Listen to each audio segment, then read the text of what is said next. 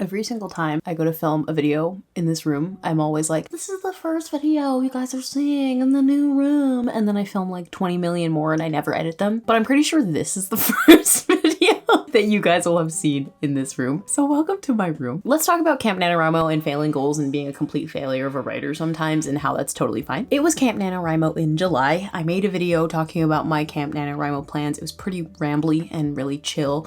And that's basically the vibe I went into in July. I haven't been producing a ton since I shifted back into writing literary fiction. It's just not as high output for me as genre fiction. With that said, my goal for the month was to write 8,000 words of my novella Hallowed Bodies, which I've been working on since the beginning of July.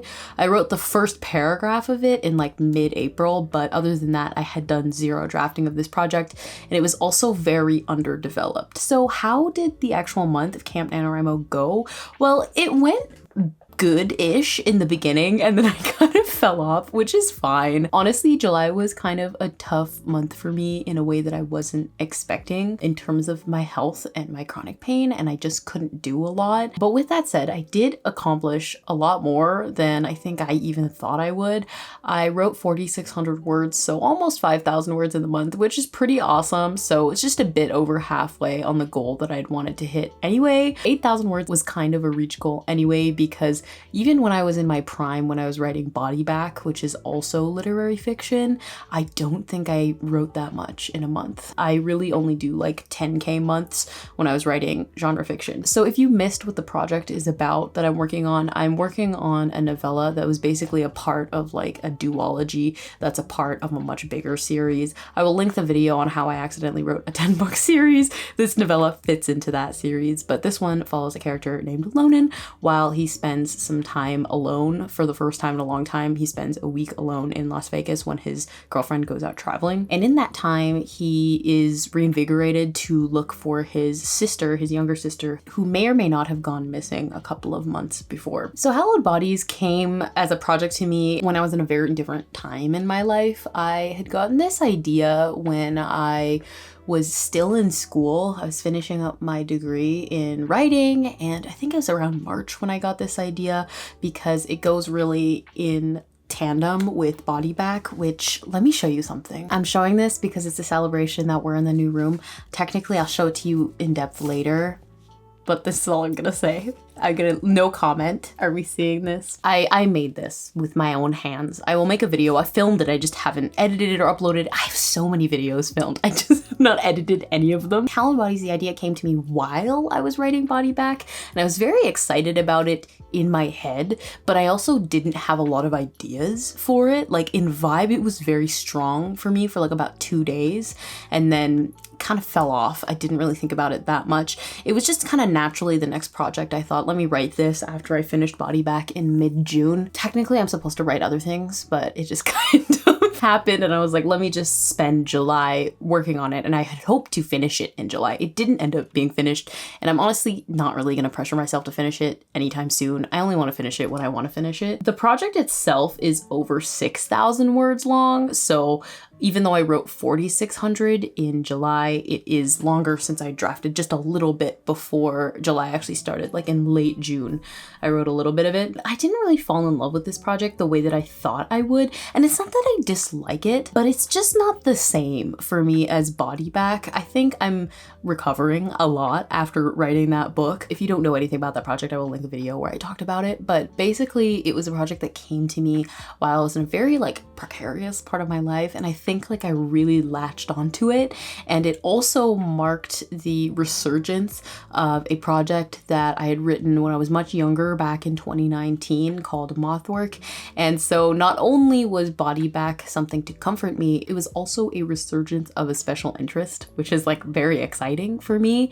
And because of that, I also did a lot of like personal development. It was really hard to top that experience, going from writing a book that matters so much to me, not only just like on a writing level, but on a personal level, to writing a project when my life has stabilized a lot and I'm not in the same place that I was, like quite physically speaking, 2 to because I no longer live in the city where I wrote a majority of Body Back anyway. It's been interesting because I'm like, I don't want to say boring, but basically boring, because I went from this like high intensity, high impact project, lots of drama, lots of glitz, lots of everything, and that's the whole point, to a project that is not that. And so like I feel like I'm getting a little bored with the project, to be fair, because Harrison is having a mental breakdown all of Body Back, and his mental breakdown happens to be very glamorous and exciting. Sorry to put it that way, buddy, but it's very glittery. Lonan is actually just chilling in his book, which is Hallowed Bodies. But for me, it's a little boring because you go from writing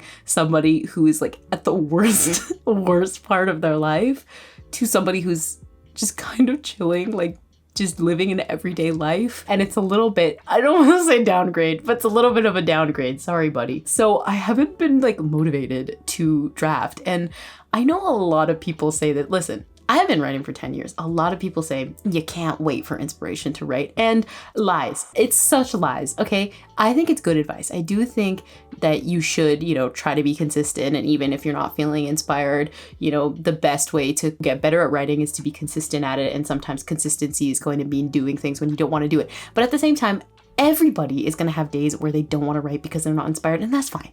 I just don't feel like this project is interesting to me. It was a lot more interesting to me when I was writing Body Back. And I like what I have so far. It's not that it's bad. It's over 20 pages. I knew that I could technically like keep pushing in July to meet my word count goal. It just didn't make sense to, though, because I was like, but I'm not excited about this, and I don't want to force myself to write this because I do like this project.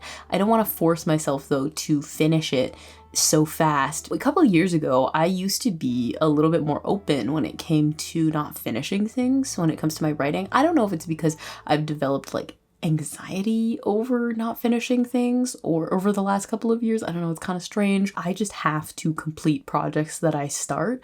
And I think completing projects is important. I've talked about that on this channel in terms of advice, but I also think abandoning projects or, taking long stretches in between writing projects is also fine too. I mean, I've taken a long time to draft things also.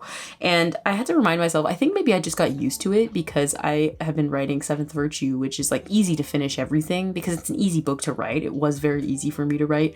I could finish scenes even if they weren't working out. I would just finish them. So I think I've gotten into a routine really of like completing everything I start. And it's not that I don't want to complete Hallowed Bodies. I do, because I think it's an interesting story. We have in Body Back the negative character arc, and then Hallowed Bodies is the positive character arc. I don't feel like I want to rush as much to finish it because I'm like, so what? Like, I can just come back to this later if I want to complete it. I'm saying this as if I'm not going to finish this book, but I'm going to. It's still my main project right now.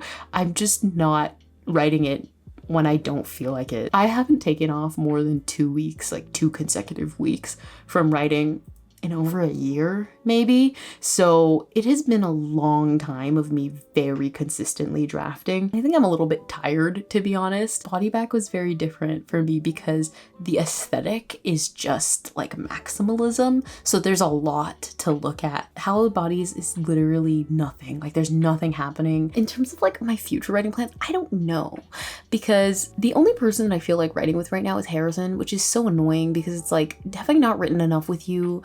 But I'm thinking of maybe writing some Mothwork fan fiction for myself, which is really funny because Mothwork in itself was basically fan fiction of the like main series. So now I'm like, maybe I will shift back into his point of view. Sorry to Lonan, but he's so boring in comparison. Like, you know what I'm saying? Lonan's boring, that like Harrison's been going through a lot. I'm on chapter 4 right now of Hallowed Bodies. The chapters are really short, which is nice. But man, book hangover is real. I miss Harrison. I miss Jeremiah. Oh my gosh. In the meantime, in the middle of Camp NaNoWriMo, I started writing a story in Jeremiah's point of view. I don't know what it's going to be about or if I'll even write it, but I just missed him a lot as a character, but I don't really know where it's going. So I just feel like I've really been meandering with my writing lately, which is kind of uncomfortable because I'm very not used to that. I'm used to having like a very strong direction. Even with Body Back, like I knew exactly like where I needed to go. So let's close this by reading some excerpts maybe. I don't really know what to read. This is a paragraph of Lonan in the midst of his like soul-crushing normal routine, and it's starting to get to him. He turns off the TV, throws the cherry bowl onto the coffee table. In an hour, the sky will turn orange like an apricot. The next door neighbor will hop in the shower for 45 minutes like usual. A dog will bark outside because a dog always barks. This typical domesticity, something elastic in its repetition. He knows he'll live through this again, he always does, yet the thought makes him want to yank at his hair. Instead, he ledges his thumbs and index fingers against his eye sockets and pulls until the skin stretches out. If someone peered in through the window with a pair of binoculars, they'd see him exposed like this, pried open like Jesus' arms on the cross. They might laugh at the marvelous image. They might scream. I feel like I wrote that a long time ago. One thing about Hallowed Bodies is it feels like I've been writing it for 20 million years, even though it's only been a month. This is the start of Lonan thinking about his sister. The conflicts in this book are very interesting because Lonan is living like this very like normal, like typical everyday routine, but he's never been that character to just be living like a very typical life. So now that he is, a lot of the conflicts happen very suddenly and they kind of like pull him in different directions. It's kind of an interesting thing to happen because the book itself doesn't have a plot, really, it doesn't, but a plot is kind of imposed on the story because otherwise his life would just kind of run its course the way that it usually does. So it's interesting. With that said, this is an introduction to him, you know, initially, like the initial bud of wanting to look for his sister. And there she is, standing behind the counter. For a brief second, she's no one else but herself. Someone new to this city, but not to him. The bravest parts of him even braver in her. Where has she been? He doesn't care what he came here for. His sister's here, hair braying at a tabletop fan, but the rest of her unmoving, unchanged. He can't remember the last time he saw her. When she'd said goodbye to Harrison at their tent, he hadn't actually looked at her, so the final memory of her face is filmy, barely clinging to the edges. But even before that, she's a phantom. If she'd been reading Plath on the cabin's two-seater, taking breaks only to reheat her stale coffee. If she'd gone swimming in the lake, her hair silverish in the moonlight. If she'd reached over him at dinner for another helping of potato salad or asked him to pass the salt. If she'd been voicing her plans to move into a Midwest bungalow to no one in particular. If she asked him to come with her. If he was even listening. The truth becomes very clear. He does not need a god or cigarettes, but a sister. It's so cute to me. Like, it's cute to me. I love the Lonan and Reeve siblingship. We don't get him thinking about her that much. Maybe is why like I'm struggling writing it, because I'm like struggling to understand why he would care about her, which is terrible because he does, but like he hasn't in a long time. He hasn't cared about anybody in a long time. So having to write him like with new emotions of actually caring about people is kind of tough. You'd think I would know how to do it, but I don't. To be fair, the last time I wrote with Lonan in his point of view was 2020, so it has been 3 years. And it's just kind of hard for me to like be back in his head because I'm very used to Harrison, I'm very used to Reeve. I wrote this recently, which is Lonan struggling with his faith, also in the context of his relationship with his dad. He does that a lot. He knows he can't be found at church, or maybe that the opposite is true. His father instilled in him that God is always watching. Lonan took this to mean he'd stare at him in a chrome shower faucet, from his popcorn ceiling, through a glass of cold water. Once, when he and his father spent Labor Day weekend at the cabin, he'd believed God was in the sky, and maybe he was.